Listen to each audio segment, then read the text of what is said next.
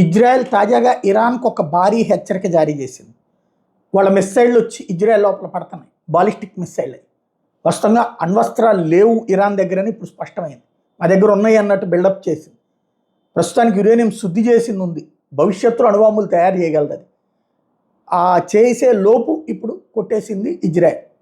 ఇప్పుడు తాజాగా ఇరాన్